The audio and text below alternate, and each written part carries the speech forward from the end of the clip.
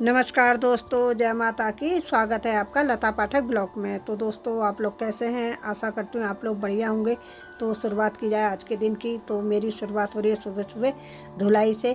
दोस्तों, अभी अंदर झाड़ू लगा के आई हूँ, तो बाहर फिर मैंने कहा धुलाई कर लेती हूँ, क्योंकि बाहर धुलाई कर रही हूँ और ये डॉगी अंदर बाहर कर रहे हैं, तो अंदर मेरे को दोबारा झाड़ू पोछा करना पड़ेगा। तो इसलिए पहले बाहर का काम कर लेती हूँ, उसके बाद अंदर का करूँगी। और देख रहे हो मैं धुलाई कर रही हूँ, दरवाज़ा खुला देखा तो दोनों बैल और चिमकांडी दोनों बाहर जाने की सोच रहे हैं। इनको तो दरवाज़ा खुलने की देरी होती है, बाहर निकलने को होती है। इनको ये सोचते दरवाज़ा खुला और हम बाहर भागें, पर इन्हें हम बाहर ज़्यादा जाने नहीं देते। जब हम खुद जाते तब ले जाते ना। सोना सुन ले, देख तू अच्छी बच्ची है, अच्छी बच्ची है ना, शैतानी नहीं करती ना, बहुत अच्छी बच्ची है ना। आ मेरे बच्ची, छेना छेना मेरी बच्ची, ले छेना देख ऊपर। अरे अरे अरे अरे, तू तोड़ देगी क्या? तोड़ देगी फोन को, फोन तोड़ देगी।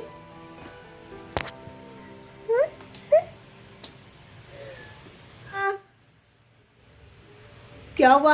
ले ले, देखो ये देखो झगड़ा, इसको झगड़ा सुबह से शाम तक इसको यही थी। ले अब चलेगी, अब सो गई। सो जा सो जा, नुन कर लो कर लो। अरे सोना तेरी एक्टिंग, सोना सोना। गंदी बच्ची झाड़ू नहीं लगाने देती है, हैं? अपना शैतानी करती है। तू लगा रहे झाड़ू, लगा लगा।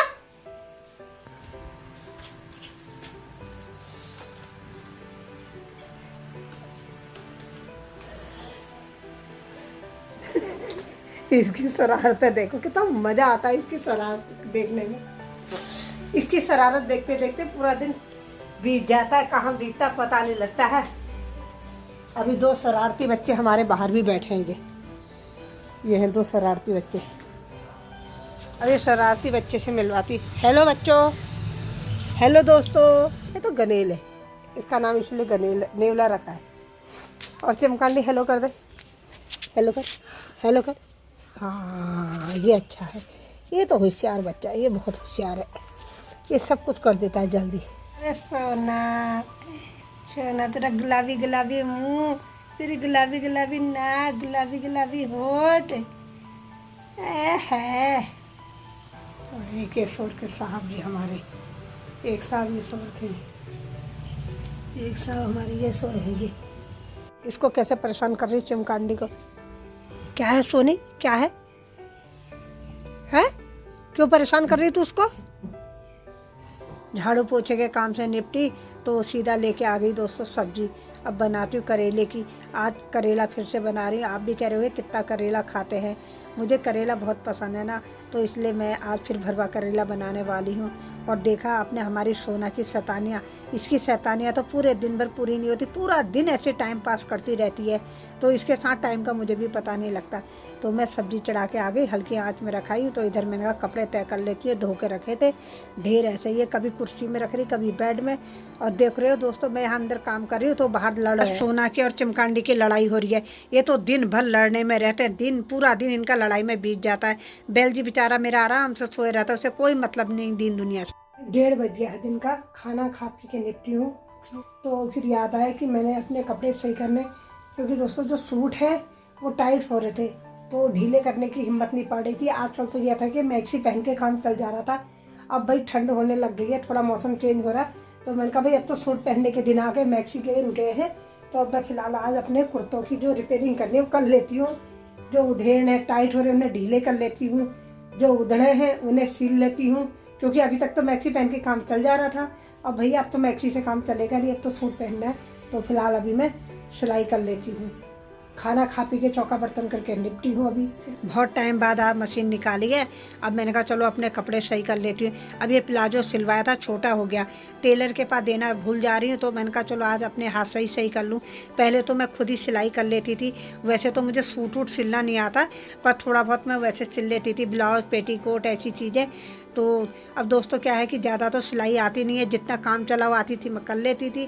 अब बीच में टाइम नहीं मिला, अभी मैंने कहा तो मशीन निकाल के काम कर ही लेती लेती हूँ, क्योंकि भाई खाली बैठे बैठे भी अच्छा नहीं लगता। शुरू में दोस्तों जब मेरे पास काम नहीं था तो मैं दुकानों से थानों के थान कपड़ा लाती थी, तो उसके पेटीकोट बना बना के दुकानों में देती थी।